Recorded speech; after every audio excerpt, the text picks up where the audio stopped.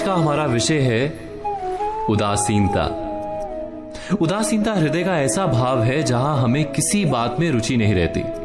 हम कोई कार्य करने के लिए उत्साहित नहीं होते। उदासीनता जब एक सीमा से बढ़ जाती है तो मन का रोग बन जाती है। मनुष्य जीवन से अधिक मृत्यु को पसंद करने लगता है। हम सब जीवन में कभी ना कभी उदासीनता का अनुभव अवश्य करते हैं। मन निराशा से भर जाता है और हम कार्य का त्याग कर बैठते हैं। अधिकतर हमारी उदासीनता कुछ समय के लिए ही होती है, इसलिए उससे होने वाली हानि को हम पहचान नहीं पाते। किंतु उदासीनता धीरे धीरे आदत का रूप धारण कर लेती है और हम बार बार उदासीनता के कारण हाथ में लिए कार्य अधूरे छोड़ देते हैं। क्या हमारे सबके साथ ऐसा नहीं होता? तो वास्तव में उदासीनता क्या है? इसका जन्म कहां से होता है?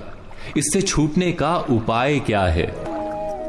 उदासीनता वास्तव में मन की ऐसी स्थिति का नाम है जब हमें अपनी तकलीफों, अपनी कठिनाइयों का कारण बाहर दिखाई देता है। हम कहते हैं कि समाज बुरा है, नौकर या स्वामी गलत है, पति या पत्नी का बर्ताव अनुचित है, जीवन की परिस्थितियां प्रतिकूल है, वक्त हमारा साथ नहीं दे रहा, वगैरह वगैरह। और जब दुख का कारण बाहर होता है तो उसको बदलने का हमारे पास कोई मार्ग नहीं होता। क्या ये सत्य नहीं? हम समय को किस प्रकार बदल सकते हैं? परिस्थितियों में कैसे परिवर्तन ला सकते हैं हम? अर्थात हम स्वयं को निस्सहाय मानने लगते हैं और वहीं से उदासीनता का जन्म होता है। क्या ये सत्य नहीं? प्रश्न ये है कि क्या हमारी सारी विपदाओं का कारण बाहर है या स्वयं हमारे भीतर है? क्या हमारी सारी विपत्तियां, हमारे बुरे हालात क्या दूसरों के कारण है?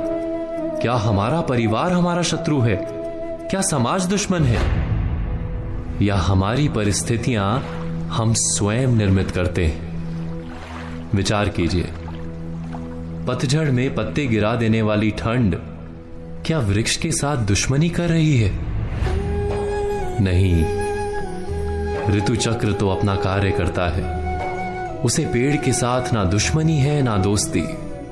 ऋतु चक्र के अनुकूल हो जाना वृक्ष का कर्तव्य है। ठीक वैसे ही समाज कभी किसी व्यक्ति का ना मित्र होता है ना शत्रु। समाज को जिससे लाभ मिलता है, समाज उसका मित्र बन जाता है। अर्थात समाज प्रतिकूल तब बनता है जब हम समाज के प्रतिकूल बनते हैं। वैसा ही व्यक्तियों के बीच में भी होता है। हम जिसे प्रेम करते हैं वो हमें प्रेम देता है, हम जिसे लाभ देते हैं वो हमें लाभ देता है। हमारे हालात बदलने के लिए हमें स्वयं अपने आप में परिवर्तन करना पड़ता है। इतना समझ लेने पर स्वयं में परिवर्तन करना कठिन नहीं। अर्थात जीवन में उदासीनता का कोई कारण ही नहीं, केवल अपने आप में परिवर्तन करना पर्याप्त है। अवश्य विचार कीजिएगा, चिंतन कीजिएगा, मनन कीजिएगा।